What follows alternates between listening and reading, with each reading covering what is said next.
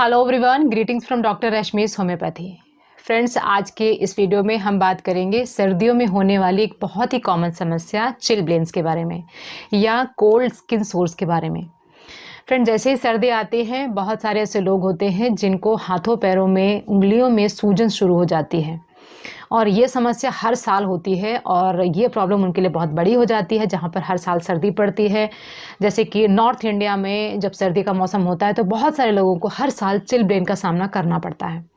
तो आज की इस वीडियो में मैं आपको बताऊंगी होम्योपैथी की 5 इंपॉर्टेंट दवाइयाँ जिसको आप लेंगे तो चिलब्लेन्स की प्रॉब्लम से बहुत अच्छा आपको रिलीफ मिलेगा और हर साल जो टेंडेंसी है कि आपको चिलब्लेन्स होते ही हैं उस टेंडेंसी में भी आपको कमी आएगी। तो फ्रेंड्स, सबसे पहले हम समझते हैं कि जो चिलब्लेन होता है ये कैसे होता है और उसके होने का कारण क्या है। तो चिलब्लेन का मतलब हुआ कि जैसे नाम से ही पता चलता है, चिलब्लेन का मतलब हुआ कि ये सर्दी, चिल मतलब सर्दी, सर्दी से रिलेटेड जो आपके स्किन पे सोर्स आते हैं वो इसको हम चिलब्लेन्स बोलते हैं। और इसके सिम्टम्स की अगर हम बात करें तो आपकी उंगलियों में सूजन हो जाती है, जलन रहती है, रेडनेस आती है और कई बार स्किन में बहुत सारे लोग जो बहुत ज़्यादा सेंसिटिव होते हैं उनको बहुत सीवियर पेन भी होता है। ये जो चिलब्लेन्स होते हैं ज़्यादातर कॉमन होते हैं महिलाओं के अंदर और एल्डरली पीपल में, यानी एक एज के बाद जब उनकी ब्लड सर्कुलेशन थोड़ी कम हो जाती है तब उन केसेस में भी देखे जाते हैं। बच्चों के अंदर भी चिलब्लेन्स होते हैं और इसके अलावा चिलब्लेन्स उनके अंदर भी कॉमन होते हैं जिनको और कोई समस्या होती है, जैसे रेनॉल्ड्स डिजीज़ जो कि एक अगेन ब्लड सर्कुलेशन से रिलेटेड प्रॉब्लम है, या SLE, ऐसे लोगों के अंदर ज़्यादा प्रॉब्लम देखी जाती है।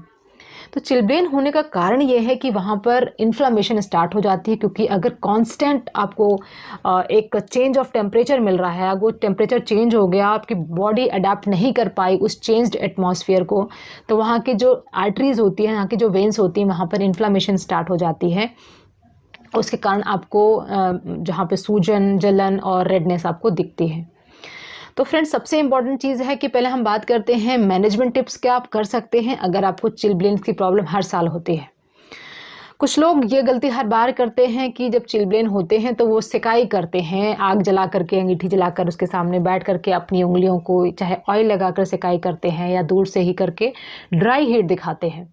तो ये सबसे बड़ी गलती होती है, क्योंकि जो आर्टरीज़ हैं, जो वेन्स है, जो ब्लड वेसल्स हैं, वहाँ पर ऑलरेडी इन्फ्लामेशन स्टार्ट हो गया है। तो अगर आप ड्राई हीट वहाँ पर देते हैं तो आपकी उंगलियों में और वो नुकसान कर सकता है। तो बिल्कुल ड्राई हीट के आगे नहीं जाएं और अपने हाथों को, पैरों को गर्म चीज़ों से कवर करके रखें और ठंडे का एक्सपोजर बिल्कुल बंद कर दें। इसके अलावा एक बहुत इम्पॉर्टेंट टिप है जो आप यूज़ कर सकते हैं जिनको चिलब्लेन होता है, कि आपको गुनगुना पानी लेना है और गुनगुने पानी में डालना है सेंधा नमक। आप कोई भी ऑयल भी डाल सकते हैं मॉइस्चराइज करने के लिए, लेकिन सेंधा नमक मस्ट है, ऑयल एक कंपल्सरी नहीं है आपके लिए, वो ऑप्शनल है।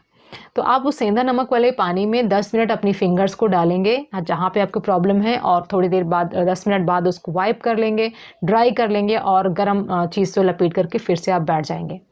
लेकिन वही मैंने बताया कि आपको ड्राई हीट नहीं यूज़ करनी है, वेट हीट आप यूज़ कर सकते हैं।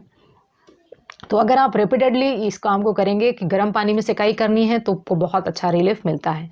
इवन जो लोग गर्म पानी की बॉटल यूज़ करते हैं हाथों पैरों की उंगलियों को सेकने के लिए, वो भी नहीं करना है, वो भी एक फॉर्म ऑफ ड्राई हीट है।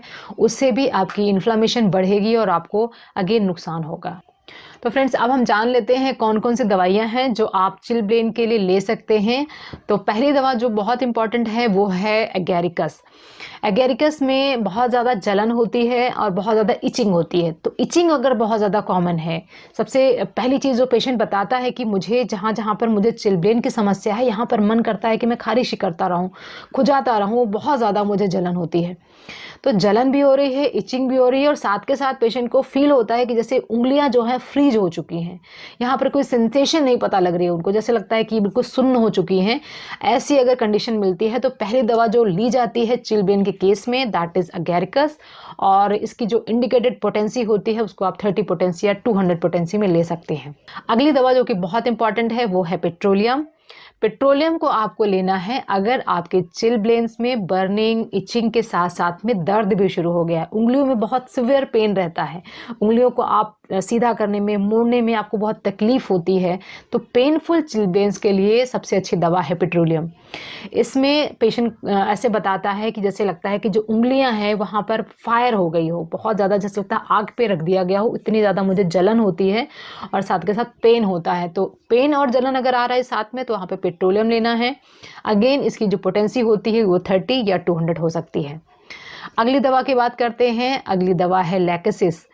लैकेसिस में क्या होता है कि जब आपको इचिंग होती है, बार बार आप खुजली करते हैं, तब आपके जो सोर्स होते हैं, जो चिलब्लेन्स होते हैं, वहाँ पर रगड़ खाने के कारण बार बार करके वहाँ पे अल्सर्स हो सकते हैं और बाद में उन अल्सर्स में पस हो सकता है। तो अगर आपकी उंगलियों में अल्सर के बाद पस होना शुरू हो गया है, चिलब्लेन से प्रॉब्लम शुरू हुई लेकिन अब वहाँ पर इन्फेक्शन हो चुकी है, वहाँ पर आपको जो दवा लेनी है वो है लैकेसिस। लैकेसिस का जो चिलब्लेन होता है, जो उंगलियां होती हैं, देखने में ब्लूइश लगती हैं, जैसे लगता है कि यहाँ पर ब्लड सर्कुलेशन बिल्कुल बंद हो चुका है, बहुत ज़्यादा दर्द हो सकता है, बहुत ज़्यादा इन्फेक्शन फैल चुका होता है। ऐसी कंडीशन में अगर आप लैकेसिस लेते हैं तो बहुत जल्दी आपको चिलब्लेन में आराम मिलेगा। लैकेसिस की जो पोटेंसी है वो 30 पोटेंसी नहीं होगी, वो 200 पोटेंसी होगी। अगली जो दवा है वो है रस्टॉक्स। रस्टॉक्स फ्रेंड्स तब लेनी है जहाँ पर चिलब्लेन हो, वहाँ पर लगे जैसे कोई इंसेक्ट चल रहा है, कीड़े मकोड़े से मेरी स्किन पर चढ़ते चले जा रहे हैं, जिसको हम मेडिकल टर्म में फॉर्मिकेशन बोलते हैं। अगर आपको सेंसेशन हो कि कोई चींटी से चल रही है, कुछ मेरी स्किन पे चल रहा है, कोई पत्ता सहला रहा है या कोई हाथ सहला रहा है, कुछ अजीब से सेंसेशन जो कि होती नहीं है, वो अगर होना शुरू हो जाती है तो वहाँ पर हम रस्टॉक्स देते हैं। रस्टॉक्स को आपको 30 पोटेंसी में लेना है। एक और इम्पॉर्टेंट दवा जो कि किंग ऑफ एंटीसोरिक है, जहाँ पर स्किन की कोई भी प्रॉब्लम आती है उस दवा का नाम आना ही आना होता है, दैट इज सल्फर।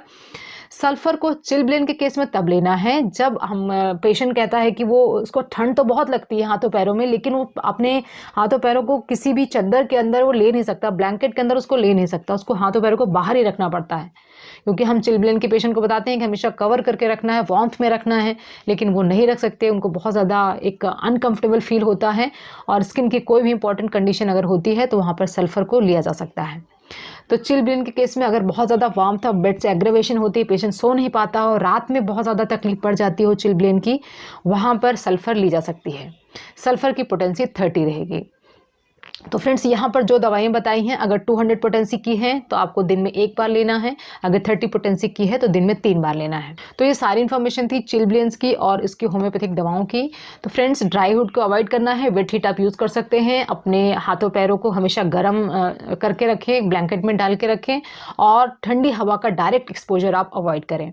जो दवाइयाँ यहाँ पर बताई गई हैं, इन दवाइयों को लेने से आपके चिलब्लेन्स में इमीडिएट आपको रिलीफ मिलेगा और हर साल अगर आपको चिलब्लेन्स होते हैं तो धीरे धीरे करके जो इंटेंसिटी होती है कि हर बार आपकी उंगलियाँ उतनी ही सूज रही हैं, उतना ही दर्द हो रहा है, सर्दियों में 2-3 महीने जो होते हैं दिसंबर जनवरी का, आप काम करना बिल्कुल मुश्किल हो जाता है आपके लिए, तो उन सारी चीज़ों में आपको इन दवाइयों से आराम मिलेगा।